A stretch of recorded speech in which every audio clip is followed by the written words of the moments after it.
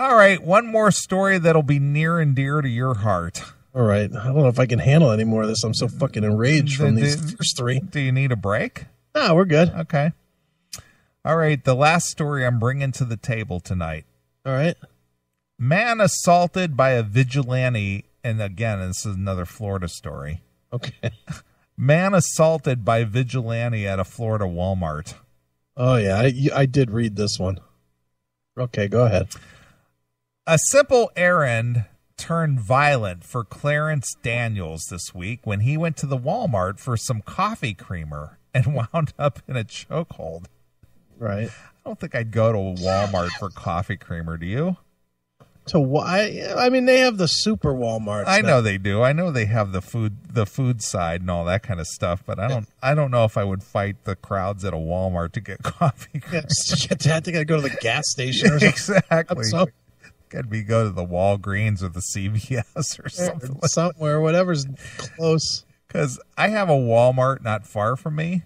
Mm-hmm. I've maybe stepped foot in there twice in 10 years. Yeah, I try not to go to Walmart as much as I can. It's not because I have anything against their business or their philosophy or anything like that. I'm not, I'm not one of these guys that, they fucking treat their people bad. I don't give two shits one way or the other. It's just I don't like to go in there because it's just, it's a bunch of hill jacks and it's it's just so congested and I don't know. It's just I just don't want to deal with the nonsense. Right. So I just don't go there. Right. I try not to go there. Yeah. It's not for any noble cause. I just don't like to shop there. Yeah, I try not to go there because I'm more of a mom pop guy. Yeah. I try, if there's a mom and pop that sells it and it's $2 more, I'll buy it at the mom and pop. That's just me personally. Yeah. Because I'm a mom and pop myself. Yeah. So. Yeah. Well, again, I just don't go to some huge department store to go pick up a couple of small items. Right. Sure. It's just not worth my time. Mm-hmm. I agree. All right. Well, anyway, upon arriving at Walmart in Florida's Hillsborough County on Tuesday, the 62-year-old Daniels, who is black. Now, I wonder why this is pertinent to the story. So Daniels is the Samaritan or the guy that... No. He's a 62-year-old black man. Okay. But they make this very clear in the story, and this is one of the reasons I brought this to the table. Okay. Is because why does this matter? Where is the significance of this in the story? Well, here, I'm going to make an assumption here. Okay. The guy that has been overly identified as a black man. Yes. He comes out as the good guy? Yes. Of course. If he was the bad guy in the story, there would be no racial identity in it. Okay. Well, anyway, the 62-year-old Daniels, who is black, okay, grabbed his handgun from his car and slipped it into his hip holster underneath a coat. Okay. Watching this from inside the store was Michael Foster. Mm-hmm. I thought he was out there playing firehouse gigs. Maybe not. A 43-year-old white man described by the Tampa Bay Times as a, quote-unquote, a well-intentioned vigilante. Okay. They put that in quotes. He's a well-intentioned vigilante. All right. As soon as Daniels walked into the store, Foster tackled him, shouting, "He's got a gun! He's got a fucking gun!" I'm channeling Sam Kinison right now.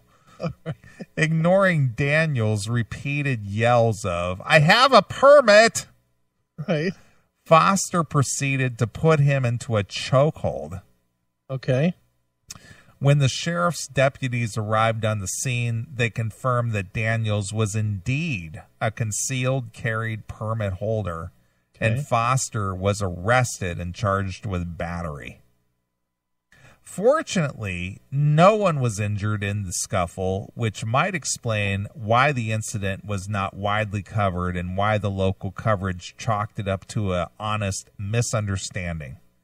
And maybe it was an honest misunderstanding, but Foster's instincts to take matters into his own hands and attack a man he thought might pose a threat to his fellow Walmart shoppers puts into focus the state of vigilantism in the U.S. and Florida in particular.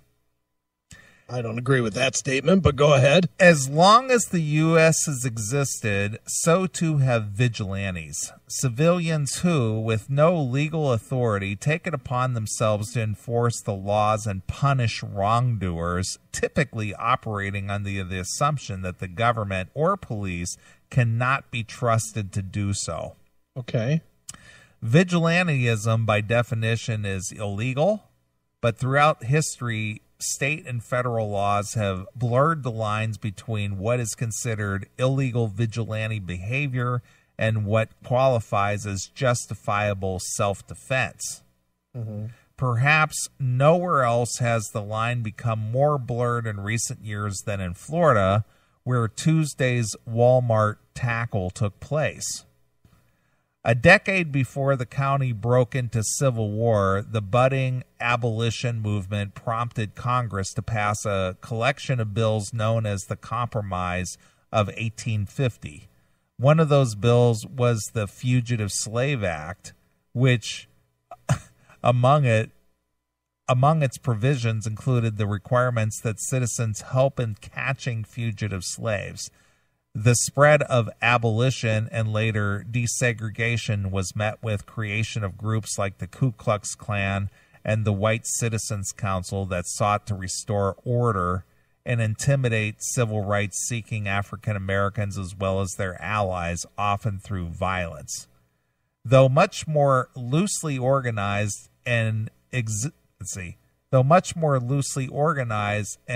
existing further out along the social fringe, racism is still at the heart of today's large vigilante groups.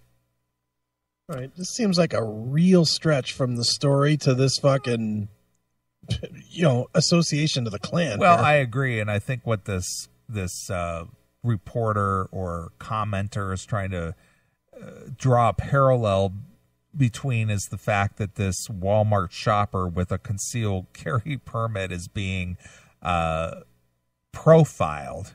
Yeah. And the vigilante is acting as such on the profile that he's made of this and how wrong it is.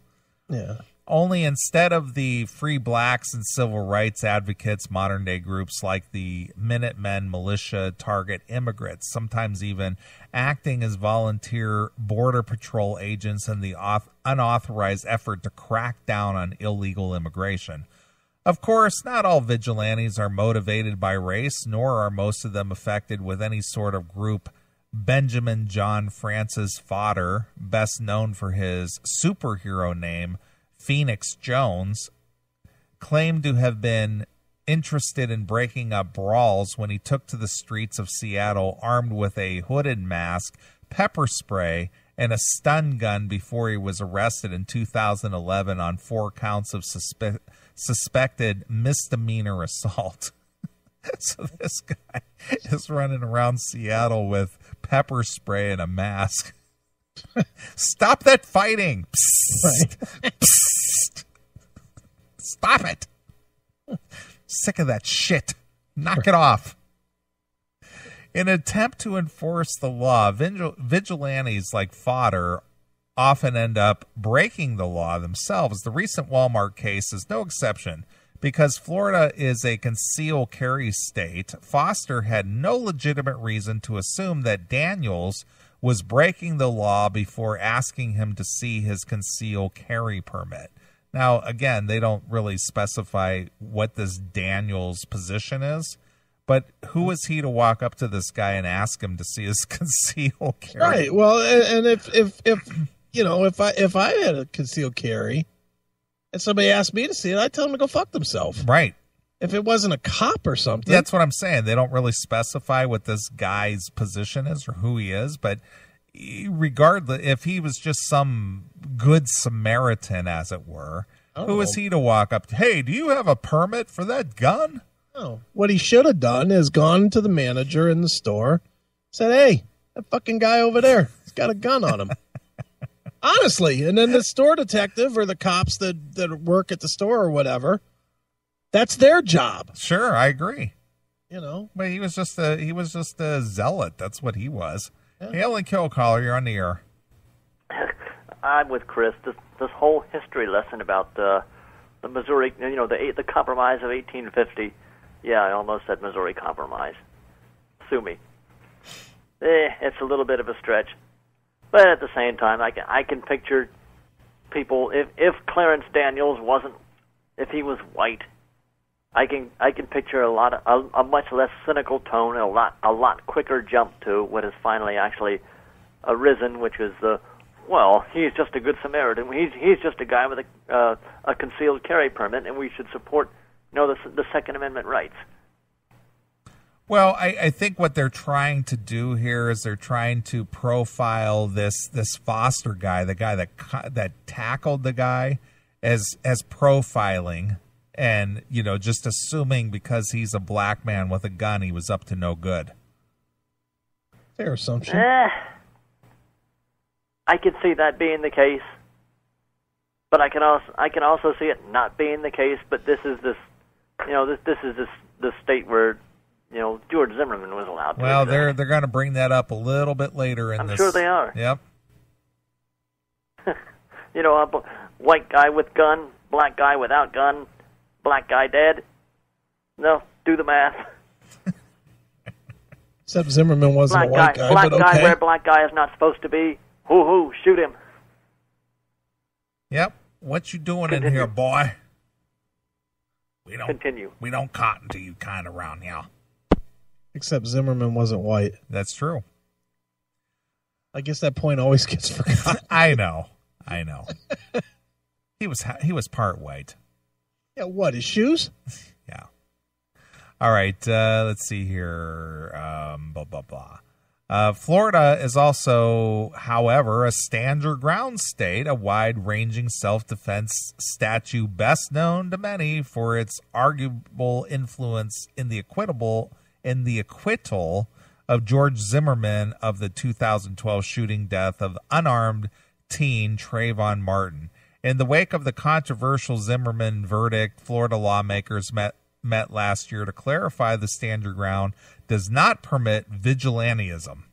Still, the Hillsborough County Sheriff Department responded on Tuesday's Walmart incident suggests vigilantes aren't necessarily discouraged as much as they are urged to patrol responsibly. Where's Spuds McKenzie when you need him? Patrol responsibly, goddammit. That's right. Unfortunately, Foster, tackled by that guy that was a law-abiding citizen, Sheriff spokesman Larry McKinnon said, "We understand it's alarming for people to see other people with guns, but Florida has a large population of concealed weapon permit holders. You better make sure there's a good reason," McKinnon said, "of taking matters into one's own hands. Otherwise, you might be confronting a guy that is legally permitted to carry a gun." Period. Why is a Walmart allowing a concealed carry into the store? Well, are there again, I'm just asking the question out of ignorance for my personal self. Sure. When you have a concealed carry, and I know Walmart is a privately owned entity. Mm-hmm. Do they normally post signs out front that no guns allowed? They can. I'm not saying that. I'm not sure if Walmart does or it doesn't, but I would think that a store, and again, maybe I'm doing something stupid and using logic, or common sense. I would think that a store that has tens of thousands of dollars in it at any given time of open cash, unprotected cash, would not allow guns through the store, like immediately to a walk-in. I don't know. I've never looked to see if there's a sign or not. Yeah, but I don't know. I mean, if you have a concealed carry permit, What does that allow you to do? Can you carry a concealed weapon into a private entity like a store? Can you do that? Is that illegal? Is that acceptable? It's acceptable as long as the store itself permits it. Okay. The store itself, just like a store has absolute right to say, well, we don't want concealed weapons in our place. Sure. Like the only place I can think of off the top of my head, and I know this is not a good example at all, but when I worked at 92.3 at the radio station, right. The minute Ohio went legal with concealed carry, they had a sign on the window that said you could not bring your concealed carry. Okay, so the question is apparently this Foster, what's his name? Is it the guy who was carrying the gun? Daniel Foster? What's his name here? I'm going to look back here on the story. Clarence Daniels. He apparently was not breaking any rules or anything by bringing his gun in there, because that's not part of the story. They didn't say, well, he shouldn't have been bringing his gun in the store to begin with. Right. Doesn't say anything like that. So apparently in Florida, where concealed carry is a big deal, or a lot of people do it, perhaps Walmart does not have that restriction. Well, here's their exact statement, and I just looked it up, and I'm reading it for the first time. Okay. If a Walmart customer has been awarded a concealed handgun license by the state government, Walmart will follow the direction of the state. However, if at any time while on Walmart property the customer's concealed weapon becomes visible to Walmart associates or customers, Walmart reserves the right to ask the customer to either reposition the weapon so it will not be visible, to remove the weapon completely, or to leave Walmart's property. With the exception of law enforcement personnel, Walmart does not allow any exposed weapons to be worn or carried in public view on Walmart property or in Walmart stores. All right, so they allow it as long as you're not brandishing it or showing it or whatever. So they do allow it. Yeah, they do allow it. Hail and kill caller, you're on the air. I apologize for double, triple dipping on this whole deal, right? Okay, Tim. But yeah, I'm getting bad as that fucker, aren't I? Why not? He gets away with it. Sure he does. Okay, now, for the record, another business that's not down with the firepower is Starbucks. Okay. But Walmart, of course they're going to be down with guns. After all, they banned a Sheryl Crow record that made a joke about, had a line about selling guns to kids. For no other reason than they didn't like the line, and a spokesman for Walmart pretty much admitted as much at the time. Nice. It was all about protecting the Walmart family, right. Sticking up for the Walmart name. They didn't like the insult, so they banned the record. They wouldn't sell it. But yeah, I would think I just read the Walmart policy. They will allow it. Yeah, exactly. That's what I'm saying. Of course they're down with guns. But at the same time, just from my own experience, there's a Walmart supercenter in my town. The cops are up there all the time. Really? Any little thing happens, they call the cops. Look, the town police are they almost ought to have their own substation at Walmart. They're up there so often. So maybe having guns, bring your guns in here. Maybe that's not such a hot idea after all. Just, you know what I mean? Are they being robbed? Is that what's happening at the Walmart? Are they being robbed? They're being shoplifted, and there have been some fights out there, and there have been some incidents in the parking lot. So obviously nobody's got a gun that's coming to the aid of people getting carjacked or whatever. And this is a small town I'm talking about. Mm-hmm. It's not Detroit. It's not Philadelphia. Well, unfortunately, just the way things are going these days, it's this kind of violence and whatnot just seems to be seeping into all the cracks, big town, small town, everywhere anymore. Sure. I mean, we're a small town of about 20,000 people, and we have some big city. It's like Chuck Klosterman described some town in Fargo, Rock City, as just a miserable place where it's a small town, but you don't recognize most of the people you see, and you don't leave your car unlocked, and half the kids huff glue. Yep. It's unfortunate. That's my town. There you go. Sounds like a happening joint. I guess. It started happening almost within months of Walmart opening back in the 90s. Oh, God. Continue. All right.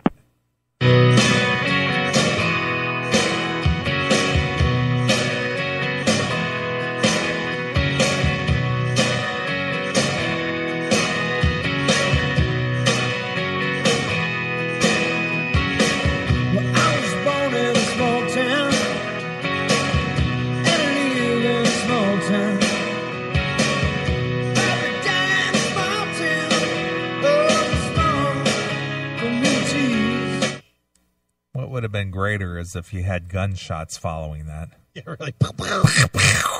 Probably die in a small town. Walmart ruined my small town. Right. We were sticky morning zoo radio. We would have had that queued up already. You would have. Yeah, we had guns and shit ready to go off. Yep, exactly. Nice. So anyway, getting back, I knew this was a hot topic story for you. So what was your comments on this? Well, I just think that I'm listening to this whole thing, and I think that this whole story is just an overreaction. It is. I don't see, truthfully, I really don't see that big of a problem with the guy fucking stopping a guy with a gun. Yeah, but he didn't just stop him. He tackled him and then put him in a chokehold. Right. He didn't hurt him. Yeah, but he was, again, the story doesn't really elaborate, but it was this guy witnessed this guy, got out of his car, witnessed him put his gun in his, his concealed holster. Yeah. As soon as the guy walks through the door, he tackles him to the ground and puts him in a chokehold. Well, like I said before, he should have gone to the manager. Yeah, I agree. I agree with that. You know what would have made this story really interesting? If the guy with the gun would have shot him. Well, see, I was reading some of the comments that followed that story, and a lot of people were making that comment that, he's lucky that the guy didn't shoot him because that would be under the concealed carry law. That would be a legal shoot. Yeah, because it was stand your ground and self-defense and this and that. I mean, this guy walks through the door. And this, this guy's 62 years old, and this 30-something guy just runs up and tackles his ass. Yeah. And if he's choking him, you could shoot him. Right. That's a direct reason that you could shoot him dead. Yeah, you're cutting off my airway here, dude. You're going to kill me, so I'm going to shoot you to get away. That would have made it interesting. But, I don't know. I just think that the whole...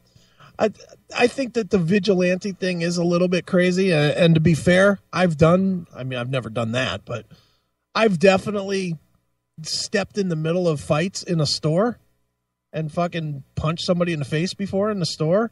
That was like smacking his chick or something. Right. I know I've one time that I definitely did exactly that. There was a guy that was literally beating the shit out of his chick in the fucking aisle. And I walked up on him and I was like, dude, knock it the fuck off. And he fucking took a step at me and I knocked him the fuck down. I just punched him right in the face. Knocked him the fuck down. I was like, better think twice, asshole. Yeah. So I mean, and I guess that is some form of vigilanteism as well, right? I guess. I guess. Yeah, I would imagine. So I guess technically I was violating the law and everything for fucking not going to the store manager or whatever. So you do take it in your hands at some point, I guess. But, I don't know, man. It's weird because me, I'm a total pro gun guy. Right. But I try to look at everything objectively, and it's like, certain places really seem kind of like, I don't know that I want guns in the places, like a bar. Yeah, a bar is definitely not a place to have a gun. Yeah, but I mean, even if you're not drinking, a bar, you still shouldn't conceal carry. Yeah, I agree. Because it's still just, you're still just one, most people travel in a bar in a pack, and if one sees a gun, the other can distract while one steals the gun.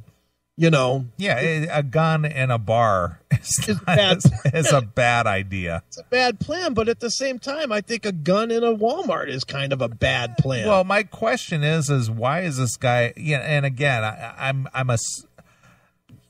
I don't know why this guy felt the need to pack a gun in a Walmart. The only thing I can think of, and there is a lot of it, and God knows you can YouTube it and see 4,000 examples of it. There's a lot of problems in Walmart parking lots. Yeah, that's true.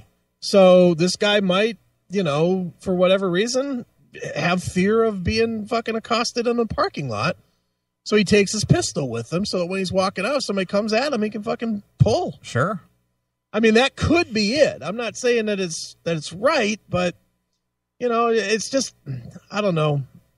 I've watched too many videos of, assaults and shit that's been going on the last 5 years in malls, with people with guns. And it's, again, I don't want to say that it's legal people that are doing it, because it's really, for the most part, it's not. Yeah, well, you don't normally hear about a sniper or a guy going off the deep end and just going into a public place and start shooting up and goes, oh, by the way, the guy had a concealed carry permit. That's never. No. It's just some guy who just went off the deep end, got a gun from his dad's cabinet or stole it from a friend or wherever and just shoots the place up. It's never some guy with training or some background or a concealed carry or anything. It's just some guy just randomly taking his gun out there and just shooting up a place. Right. And normally, and I guess I just think that it's a guy like this guy that would be the guy that plugs the guy that comes in and tries to rob the store at gunpoint. It would be this kind of guy that could pull his gun out and shoot the guy, and end the robbery. So it's a weird thing, dude. It's like, I guess really I just don't want to be in a store where there's fucking people I don't know with a fucking gun. Yeah, but I can, the only thing that I take any comfort in is that it's not typical or highly probable that a guy with a concealed carry permit is going to go in there and whip his gun out and start shooting people. Yeah, that's true. It's highly unlikely and not probable. Could it happen? Sure, it could. Sure, it could happen anywhere. Is the chance of it happening? Not so much. Right. Because you have to go through shit to get that thing. Yeah. Oh, yeah. It's not. You got to go through here. I think it's a 12-hour class. Yeah. And then X number of shooting time as well. So the chances are you're not just going to go out there and just go ballistic on somebody. No, I know. It's probably not going to happen. No, probably not. And you probably walk by people every day that probably are packing. Sure. I mean, last week our good friend Steve stopped into my place of business. Sure. And he was packing. Sure. And God knows what he was packing. He's probably packing someone a laser scope and shoots bullets around corners. So he just reached in his pocket and goes, look what I got. It's like, what are you doing in Illinois with that? Right. Oh, that's right. Yeah. It's like you're within Chicago proper. Right. Yeah, just don't get pulled over. It's like, dude, just don't get pulled over. Yeah, that's what he said. Just don't get pulled over. It's like, dude, what are you doing with that in here? Yeah, no shit. I mean, he's perfectly okay on the Indiana side, but he was on the, Illinois side in the Chicago metropolitan. Is that a felony in? I don't know. But I think that's a felony in Chicago, isn't it? I just said, is that loaded? He goes, well, what good is a gun that's not loaded? I said, why are you carrying that on you in here? He's like, look at the neighborhood, pal. I know, but you still can't do that. No. So, I hope it wasn't something huge like a 357. No, it was just a small caliber. It was like a 9mm, but still. Right. It's like, dude, what are you doing with that? I know. I've been researching what I have to do to get a permit for Pennsylvania. Sure. What a fucking nightmare that's going to be. Right. Oh my God. Because I have to provide them statements of why I need to have my gun outside of my own state. And yep, outside of your domicile. It's like, really? You know, why can't you just fucking approve it if I got it approved in one state? Why can't I say, well, one state trusts me, why don't you? You know, it's like, fuck me. Because you're not from around here. That's right. And you don't like the Steelers. Yeah, maybe that's it. Maybe if I wear a Steeler hat in, they'll just fucking stamp it. They will. You're one of us, boy. Welcome to the club.